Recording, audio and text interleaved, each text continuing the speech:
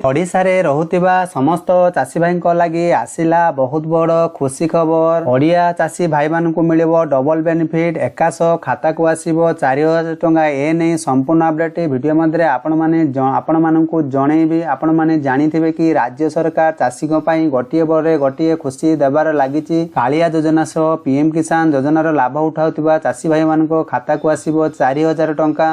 ए नहीं राज्य सरकार तरफरु कृषि मानक पई बहुत बड़ खुशी खबर। तो आपण माने जानिथिबे कि ओडिशा सरकार चाषी भाई मानकु सहायता जोगाया पई राज्य सरकार कालिया योजना लागू करचंती। एही योजना द्वारा प्राय 46 लाख रु कृषक उपकृत हेउचंती। तो आपण माने जानिथिबे कि कालिया योजना को नै निकटरे राज्य कैबिनेट गुरुत्वपूर्ण घोषणा करा जायतिला। चलित वर्ष कोनोसी समय रे चाषी को अकाउंट को कालिया किस्ती टंका आसी पारे बोली कैबिनेट निष्पत्ति नेइथिले। सबुठारो बड़ कथा हेउची कालिया योजना आहुरी आपण मानको 3 वर्ष बढ़ाई दिया जायछि। जा आपण माने जानिथिबे एहा सहित कालिया योजना रे वार्षिक 2 थर सहायता रे व्यतीत राज्य सरकार जे कोनसी समय अतिरिक्त सहायता मध्ये देई पारंती। एही योजना अधीन रे रबी फसल खरीफ फसल पई 2टी पर्याय रे खाता को टंका आसीताए। 2000 लेखाए 4000 टंका चाषी को अकाउंट रे डिपोजिट होइताए। तो आपण माने निश्चित जानिथिबे भूमिहीन कृषक परिवार जीविका उपार्जन पई आनुषंगिक कृषि कार्य करिया पई सरकार सेमानंकु 12500 टंका जोगाउछंती। सबुठारो बड़ कथा हेउची ओडिशा रे जेउ चाषी भाई माने पीएम किसान योजनार लाभ पाउछंती सेमानंकर खाता को परवर्ती किस्ती 3000 टंका जल्दी डिपोजिट हेबो। ए नै संपूर्ण अपडेट आपण मानकु जणैबी।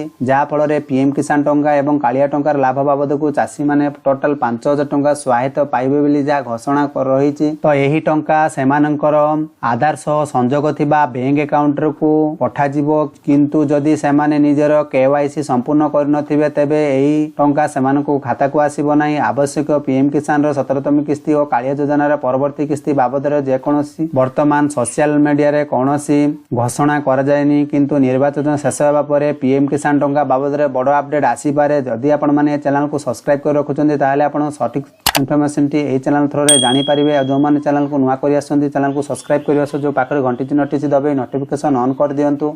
जा फल रे एमिति नुवा नुवा योजना विषय रे केते बेले आसीबो केते पैसा सब कि तथ्य आपण एही चैनल थ्रो रे जानि पारिबे। ना आपण माने जानिथिबे कि 2018 डिसेंबर मास रे राज्यर चाषी मानकर कल्याण निमंते मुख्यमंत्री कालिया योजना प्रचलन करथिले। एही योजना प्रति वर्ष हिताधिकारी माननको 2टी पर्याय रे 4000 टंका आर्थिक सहायता प्रदान करा जायछि। राज्य बजेट रे एथि पई स्वतंत्र व्यय बराद करा जायछि। एही अर्थ राशि सीधा सड़क हिताधिकारी बैंक अकाउंट रे जमा हेउछि।